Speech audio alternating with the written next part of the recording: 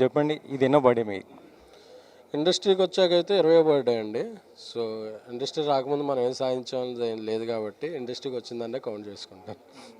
ఇప్పుడు Chennai love story cinema తర్వాత baby తర్వాత మళ్ళీ బేబీ అంత రేంజ్లో ఉంటుంది అనేసి టాక్ వినిపిస్తుంది. ఇప్పటికి వచ్చిన టీజర్ కానీ లేకపోతే ఇది సాంగ్స్ కానీ ఆ లెవెల్ ఆకట్టుకుంటున్నాయి.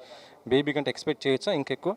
అంటే నేను ఆ సినిమాల మధ్య కంపేర్ చేయనండి. దేని ఉండిగా యూనిక్నెస్ దానికి ఉంటుంది. బేబీ ఒక రకమైన సినిమా, చెన్నై లవ్ స్టోరీ ఒక రకమైన సినిమా. బట్ రెండు సినిమాలు అది ఎంత ఆకట్టుకుందో ఈ ప్రజల్ని దీని స్థాయిలో అంటే ఈ సినిమా టార్గెట్ చేసిన ఆడియన్స్ని ఆ స్థాయిలో అంతే ఆకట్టుకుంటుందన్న నమ్మకం అయితే నా దగ్గర ఉంది. యాక్చువల్లీ చెప్పాలంటే సినిమా బాగుంటేనే ఆడియన్స్ థియేటర్కి వస్తున్నారు, లేదంటే మాత్రం ఎంత పెద్ద సినిమా అయినా సరే పక్కకి పెట్టేస్తున్నారు.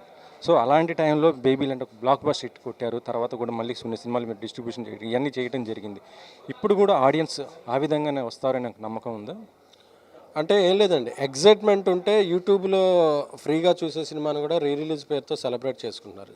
మన సినిమాలో ఎగ్జైట్మెంట్ క్రియేట్ చేయగలిగితే ఆడియన్స్ రాదనేది ఎప్పుడు ఆడియన్స్ని బ్లేమ్ చేయొద్దండి. ఆడియన్స్ ఎప్పుడూ ఒక సినిమాని ఎంకరేజ్ చేయడానికి ఉంటారు తప్ప వాళ్ళకి ఎఫర్డబుల్ రేట్లో టికెట్స్ పెట్టి ఒక మంచి ఎగ్జైట్మెంట్ కంటెంట్ని ఇస్తే ఆడియన్స్ విల్ బి ఫస్ట్ ఉంటారు యాక్సెప్ట్ చేయడానికి సినిమా.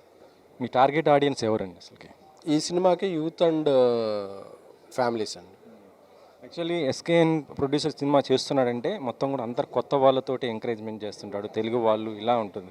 ఇప్పుడు చెన్నై స్టోరీ అంటే కిరణ్ అబ్బవరం ఆల్రెడీ సక్సెస్ఫుల్, ఆ తర్వాత మిగతా వాళ్ళు ఎంతమంది కొత్త వాళ్ళు ఎలా ఉన్నారండి?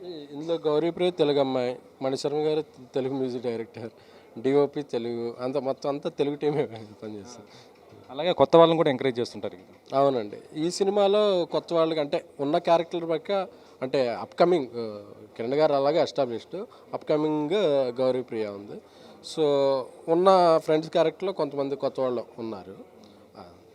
అంటే చిన్న సినిమాలు అంటే మీ ఇంత బడ్జెట్లోనే తీయాలి అన్న ఆ ప్లాన్ తోటే ఉన్నారా? పెద్ద బడ్జెట్ మూవీస్ ఏమైనా ప్లాన్ చేసే అవకాశం ఉంది? చెన్నై లవ్ స్టోరీకి మంచిగానే అయిందండి బడ్జెట్. అంటే ఇదేం చిన్న సినిమాగా పరిగణించలేదు, ఒక మిడ్ రేంజ్ సినిమాగా. నాకు చిన్న పెద్ద అని ఉండదు, ఆ సినిమాకి ఎంత బడ్జెట్ అవసరమైతే ఆ బడ్జెట్ పెట్టి న్యాయం చేకూర్చాలి. సో ఇటీవల అంటే నేను నిన్న పేపర్లో చూశాను ఏంటంటే, ఇక నుంచి నేను ఏ ప్రెస్ మీట్కి వెళ్ళను, బయట ప్రమోషనల్స్కి వాటికి దూరంగా ఉంటాను కాస్త అన్నట్టుగా వచ్చింది. అది ఎంతవరకు వాస్తవం ఏంటి అసలు? అవునండి, అంటే ఎక్కువ పబ్లిక్ అపీరెన్స్లో అవి తగ్గించుకున్నాను, ఎక్కువగా మాట్లాడటం. అది అంటే మనం ఒక మంచిగా మాట్లాడినా దాంట్లో క్లిక్ బైట్ హెడ్డింగ్ వల్ల వేరేగా హెడ్డింగ్స్ పెట్టి అది అవుతుంది, దానివల్ల అనవసరమైన నెగిటివిటీ వస్తుంది. సో ఎందుకంటే ఎవరికి కింద ఆ వీడియో చదివేంత చూసేంత టైం ఉండదు, ఆ రీల్ హెడ్డింగ్ బట్టి ఒకటి ఫిక్స్ అవుతుంటారు. సో వీలైనంత వరకు జాగ్రత్తలో మాట్లాడాలి అనేది నా. అంటే యాక్చువల్లీ చెప్పాలంటే పెద్ద సినిమా లేకపోతే చిన్న సినిమా ఎవరైనా కూడా మేకర్స్ ఏం చేస్తారంటే వాళ్ళ సినిమా కొద్దిగా బూస్టప్ రావాలి, ప్రమోషన్ రావాలనుకుంటారు. అలాంటి టైంలో ఏంటంటే ఎస్కేఎన్ ఉంటే మాకు కొంత ఎంకరేజ్మెంట్ ఉంటుంది, మాకు బూస్టప్ ఉంటుంది అని వాళ్ళు కంపల్సరీ పిలుస్తారు. మీడియా కూడా ఎస్కేఎన్ వస్తున్నారంటే చాలా ఉంటుంది.